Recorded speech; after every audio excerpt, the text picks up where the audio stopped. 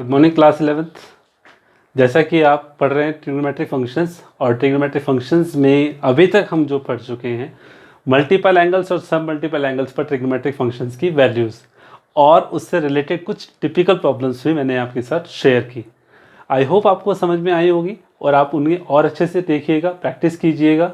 अब इसी टॉपिक को आगे ले जाते हुए मैं आपको बताने जा रहा हूँ कि कुछ ट्रिग्नोमेट्रिक फंक्शंस जिनकी वैल्यूज़ कुछ पर्टिकुलर एंगल्स पर क्या होगी। ऑफ कोर्स आप कहेंगे सर इनकी क्या नीड हुई।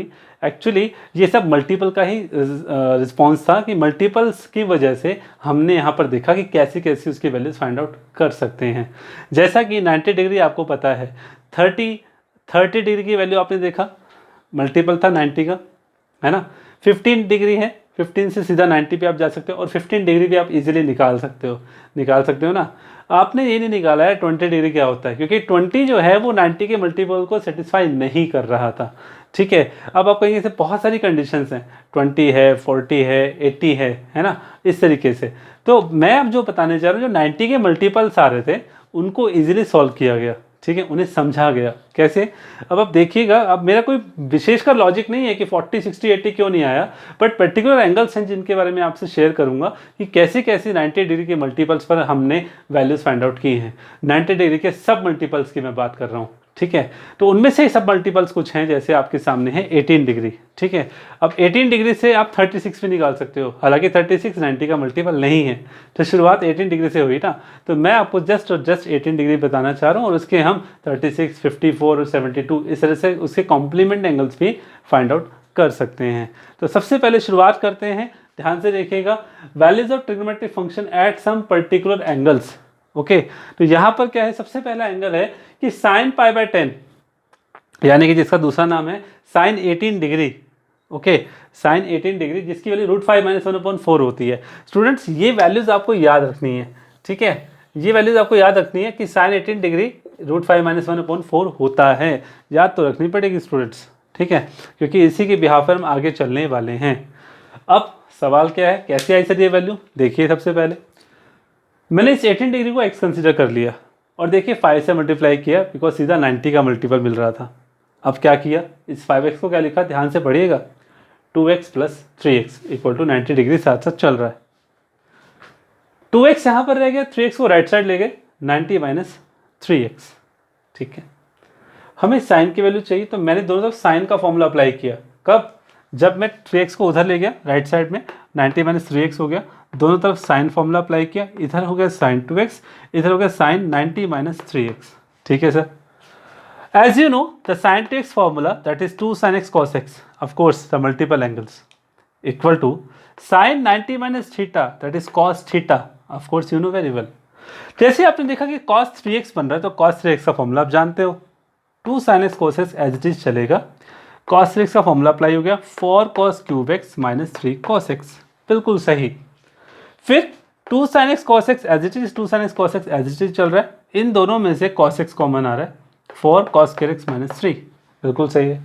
अब आपको जल्दबाजी नहीं करना है कि ये वाला cos x और ये वाला cos x इसको कैंसिल कर दो सर, नहीं करूँगा।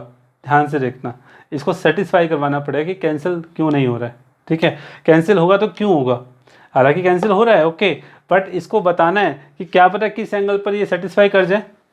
ध्यान से देखिएगा, 2 sin x cos x equal to cos x ये है, इस cos² x को चेंज किया गया साइन में, 1 - sin² x, 4 को अंदर ले गए, ये as it left hand side चल रहा है, left hand side as it is चल रहा है, देखो 2 sin x cos x चल रहा है।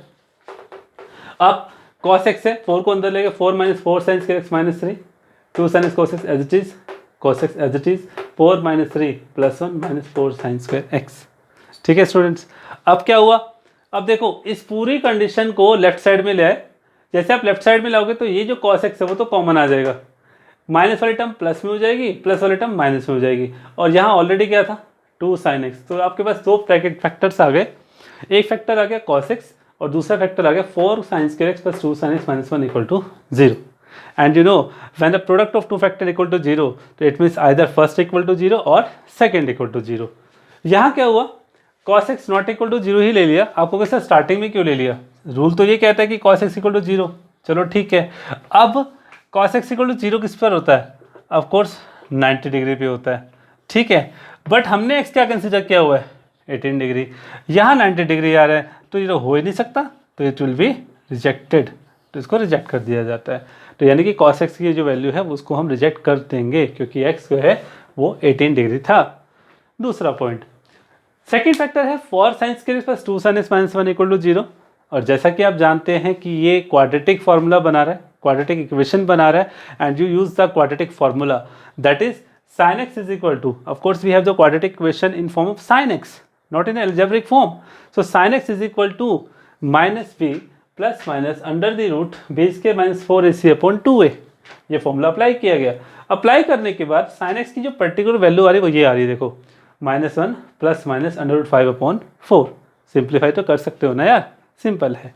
अब इसको अलग कीजिए, -1 प्लस √5/4 अलग हो गया, -1 माइनस √5/4 अलग हो गया, ठीक है जी। अब साइन एक्स की दो वैल्यू हैं, एक तो ये और एक है -1 प्लस √5/4। आप कहोगे सर ये नहीं हो सकती, क्यों नहीं हो सकती, ध्यान से देखना। एक्स आपका है 18 डिग्री, यानी कि यहाँ साइन 18 डिग्री की वैल्यू ये हो गई, ठीक है। ये वैल्यू है नेगेटिव और 18 डिग्री अगर फर्स्ट क्वाड्रेंट में होता है उसके हिसाब से साइन एक्स पॉजिटिव आना चाहिए। इसका मतलब ये यहाँ पर नहीं हो सकता। रिजल्ट क्या होगा, because x lies in first quadrant, क्योंकि क्वाड्रेंट के हिसाब से ये जो वैल्यू है ये नेगेटिव है, नेगेटिव हो नहीं सकती, इसलिए नॉट इक्वल टू लग गया। बचा कौन, sine x equal to -1 plus √5/4। इसको सिंप्लीफाई करोगे पॉजिटिव वैल्यू आएगी, इसका मतलब यही हमारी फाइनल वैल्यू है। x की जगह 18 डिग्री रख दिया गया और साइन 18 डिग्री कितना हुआ, √5 - 1/4। सो स्टूडेंट्स ये वैल्यू आपको याद रखनी है। एक बात बताइए, आपको शायद अभी भी समझ में भी आ जाएगा, साइन 18 डिग्री अगर ये है तो ये ऑल्सो cos 72 डिग्री भी होगा। ये क्या हुआ सर, बिल्कुल यार, एक के बदले दो। अरे 18 डिग्री को आप क्या लिख सकते हो बताना मुझे, ध्यान से देखो, साइन 18 डिग्री, ठीक है। 18 को मैं क्या लिख सकता हूँ कॉम्प्लीमेंट के फॉर्म में, कॉम्प्लीमेंट पता है ना आपको क्या होता है, the sum of two angles is 90 degree. 18 degree को मैं लिख सकता हूँ 90 - 72, देखो साइन ही चल रहा है, sine 18 degree equal to sine 90 - 72 and that is equal to cos 72। तो यहाँ क्या था, साइन 18 डिग्री की जो वैल्यू आएगी वो किसके इक्वल होगी, उसके कॉम्प्लीमेंट, और कॉम्प्लीमेंट में कौन मिल रहा है, कॉस मिल रहा है भाई। तो इसलिए जो साइन 18 डिग्री की वैल्यू है वही किसकी वैल्यू है, cos 72 की। That's it, okay. Just proceed with the other value. cos 18 degree कितना होगा, एक वैल्यू से बाकी पांचों तो निकाल ही सकते हो यार, ये तो आपने पहले ही पढ़ा है कि ट्रिग्नोमेट्रिक फंक्शंस में अगर आपको एक वैल्यू मालूम है तो बाकी पांचों निकल सकती हैं इजीली। क्लियर है, let's have a look other values to at the some और मोर एंगल्स। स्टूडेंट्स आगे देखिए, जैसे साइन 18 डिग्री की वैल्यू आ गई आपके पास, ठीक है, that is √5 - 1/4 and that is also the complement of the cos 72। आपको पता है कैसे बना, साइन 18 डिग्री से ही cos 72 आया है। Next cos 18 degree of course under the root 1 - sine square 18 degree, yes. Plus minus से प्लस क्यों लिया, अरे 18 है यार, फर्स्ट क्वाड्रेंट में पॉजिटिव होता है इसलिए यहाँ पर सीधा प्लस का साइन यूज़ किया। 1 - sine square theta, 1 - sine square theta 1 - √5 - 1/4 का होल स्क्वायर, साइन 18 की वैल्यू को यूज़ कर लिया गया। सॉल्व किया तो क्या मिला, cos 18 degree is equal to under the root 10 + 2 √5/4। That's it. And of course the same condition here, which one is cos 18 degree and that will equal to sine 72 degree. Okay, उसी तरीके से next है cos 36। बेटा cos 36 की value होती है √5 + 1/4।